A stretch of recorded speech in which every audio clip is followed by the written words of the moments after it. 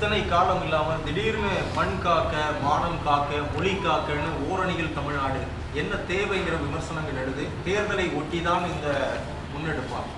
இத்தனை காலம் என்பதில் எனக்கு உடன்பாடு இல்லை.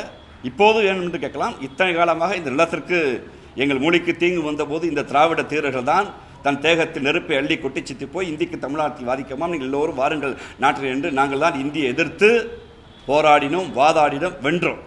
நாங்கள் தான் எங்கள் கீழடியுடைய துன்பம் பாதிக்கப்பட்ட போது களத்தில் நின்று எங்களை மாண்புமிகு முதலமைச்சர் சொன்னால் புறநாட்டு வீரர்கள் போல் மாணவர் அணிக்கு திரண்டதென்று. எங்களுக்கு கிடைக்கிற எல்லா வாய்ப்புகளும் அரசு அதிகாரத்தில் இருந்தால் கூட தொடர்ச்சியாக போராடுகிறோம். இப்போது ஒரு மக்கள் இயக்கமாக நடத்த வேண்டிய தேவை இருக்குது என்று மாண்புமிகு முதலமைச்சர் நம்புகிறார்.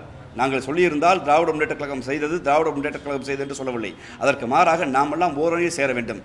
காரணம், இந்த நேரத்தில் கோயில்களில் வெட்டப்படுகிற கிடாவை போல் தன்னை அழிக்க பாஜக வருகிறது என்கிற அந்த பொருள் கூட புரியாது எடப்பாடி போன்ற கட்சிகள் பாஜகவோடு தமிழ்நாட்டின் முதலமைச்சர் யார் என்பதை நாங்கள் தீர்மானிப்போம் என்று எடப்பாடியை வைத்துக்கொண்டே அமித்ஷா சொல்கிறார். இதுவரைக்கும் ஆர்எஸ்எஸ்ங்கிறத அந்த மதவெறி அமைப்புக்கு தமிழ்நாட்டில் இடம் கொடுக்காது, ஆட்சி குறித்து ஏன் ஒத்த கவுன்சில் கூட வாங்க முடியாத அந்த அமைப்பு இன்னைக்கு அதிகாரம் முதலமைச்சர் துணை முதலமைச்சராக பேசுகின்றால் மௌனமாக தன் கட்சியில் இருக்கக்கூடிய பேரறிஞர் அண்ணாவின் படத்தை கலட்டுவதற்கு எடப்பாடி அவர்கள் முடிவு செய்து விட்டதால் கட்சிகளை கடந்து நமது கொள்கைகளை பாதுகாக்க வேண்டிய தேவை இருக்கிறது. இது காலத்தின் கட்டாயம். அரசியமைப்பு சட்டத்தை கொண்டு இந்த அரசு, மோடி அரசு தமிழர்களை முடக்குகிற போது நாம் மக்கள் மன்றத்தில் போக வேண்டும் என்கிற அறைக்கூவலை இன்று அந்த இயக்கத்தை ஆரம்பித்திருக்கிறார். ஆனால் தொடர்ச்சியாக இது 4 ஆண்டு மட்டுமல்ல, எதிர்க்கட்சியாக இருக்கும்போது உங்களுக்கெல்லாம் தெரியும், ஒன்றிணைவோம் வாருங்கள் என்று உடன்பிறப்புகளை வாருங்கள் என்று ஒரு இயக்கத்தை நடத்தினார். கொரோனா என்ற பேரிடர் வந்தபோது நீங்கள் யார் வெளியே வராதிங்கன்னு ஒரு சமூக இறுக்கத்துக்கு ஆனபோது அந்த சமூக இறுக்கத்தை போக்குவதற்காக நாம் உறவுகளே ஒன்று சேர்வோம், ஒன்றிணைவ வாம் என்று தன் தொண்டர்களை கூட்டி தெருக்கு போனார். அதுபோல் ஒரு சமூக பேரிடர், ஒரு சமூக அநீதி, ஒரு தமிழ் சமூகத்தை ஒன்றிய அரசு ஒடுக்குகிற போது எப்படி கொரோனா என்கிற பேரிடரை நாம் வெல்வதற்கு ஒன்று சேர்ந்தோமோ அதுபோல் இப்போதும் நாம் ஒன்று சேர வேண்டும் என்ற ஒரு அரசியல் இயக்கத்தை இப்போது காலத்தின் தேவைகிறது இப்போது எடுத்திருக்கார்கள். சமஸ்கிருதம் எந்த மாநிலத்திலுமே பேசப்படல அப்படிங்கிறப்போ அந்த மொழி வளர்ச்சிக்கு யாருமே நிதி ஒதுக்க முடியாது. அதனால தான் பல மடங்கு கொடுத்துருக்காங்க. இதுல என்ன உங்களுக்கு கஷ்டம்னு வானதி சீனிவாசன் கேட்கிறாங்க.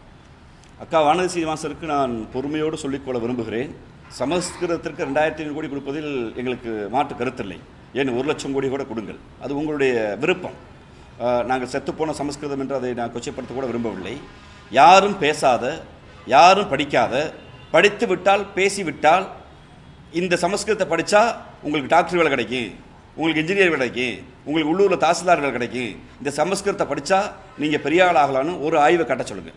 அப்படி யாரும் படிக்காத, பேசாத, எதற்கும் உதவாத, ஏன் அப்படி நான் கஷ்டப்பட்டு சமஸ்கிருதத்தை படிச்சுட்டு போனால் என் மந்திரத்தை ஓதுறதுக்கு என் முருகன் என் விநாயகர்கிட்ட போனால் கூட நீங்கள் என்ன சாதின்னு கேட்குற இந்த நாட்டில் 2500 கோடி ஒதுக்குறீங்க, பரவாயில்ல. நாங்கள் கேட்பது எங்கள் தாய்மொழியுடைய தொன்மத்தை நிரூபிப்பதற்கு, தாய்மொழியுடைய பெருமையை, அறிவியலை கொண்டிருக்கிற, பண்பாட்டை கொண்டிருக்கிற, தொன்மத்தை கொண்டிருக்கிற, அறிவியலால் நிரூபிக்கப்பட்ட இலக்கண இலக்கியங்களை, இந்திய மொழிகளை அதிகமாக கொண்ட 76 கிளை மொழிகளுக்கு உடன் சகோதர மொழியாக இருக்கிற தமிழுக்கு வளர்ச்சிக்கு எத்தனை ஆண்டு காலம் கேட்கிறோம்? ஒரு செம்மொழி ஆய்வு நிலையத்தை பேருக்கு தொடங்கி அங்கு யாரையும் இயங்க விடாமல் செய்கிறீர்கள். எங்கள் மொழிகளிலே வாதாடுவதற்கு சட்டங்களை கொண்டு வாருங்கள் கேட்டோம், அதுக்கு எந்த நிதியும் அல்ல. எங்கள் மொழியை ஊக்குவித்து உலக நாடுகளுக்கு கொண்டு போவதற்கு நீங்கள் ஒரு திருக்குறளை சொன்னால் பத்தாது, அதற்கு மாறாக இருக்கைகளை கொண்டு வாருங்கள் கேட்டோம். எங்கள் மொழி சிறப்புக்கு நிதி ஒதுக்குங்கள் கோரிக்கை வைக்கிறோம். சமஸ்கிருதத்துக்கு யார் கோரிக்கை வச்சாங்க? யாருமே பேசலை. எந்த மாநிலமே பேசலாம். யார் கோரிக்கை வச்சாங்க? அப்போ பாஜகவுக்கு ஒரு ஹிட்டன் அஜெண்டா இருக்குது. பாஜகவுக்கு ஹிட்டன் அஜெண்டா இங்கே ஹிந்தியை அழித்து சமஸ்கிருதத்தை கொண்டு வருது. சமஸ்கிருதத்தை கொண்டு வந்தால் பழைய புராண புரட்டுகளை மீண்டும் கொண்டு வர முடியும். அந்த பழைய புராண புரட்டுகளை கொண்டு வந்தால் மேலோர் கீழோர், மேல் சாதிக்காரர் கீழ் சாதிக்காரர், அவர் உயர்ந்தவர் தாழ்ந்தவர் என்கிற அரசியலை மீண்டும் பேச முடியும். கேட்டால் பழக்க வழக்க சட்டம் என்கிற கண்மூடித்தனமான சாதியத்தை இருக்க பிடிக்கிற சட்டங்கள் சமஸ்கிருத வழக்கம் என்று தந்தை பெரியார் என்று சொன்னார். அதை பாஜக என்று செய்வது. நாங்கள் கேட்பது சமஸ்கிருதத்துக்கு நிதி ஒதுக்குவது உங்கள் சொந்த விஷயம், அமைச்சரை முடிவு. ஆனால் அதே போல் வளமையாக இருக்கிற, அதை செழுமைப்படுத்த, பல்கலைக்கழகங்களை ஆரம்பிக்க, எங்களுடைய கல்வி நிறுவனங்களை மேம்படுத்த எங்கள் நிதிகளை கொடுங்கள்.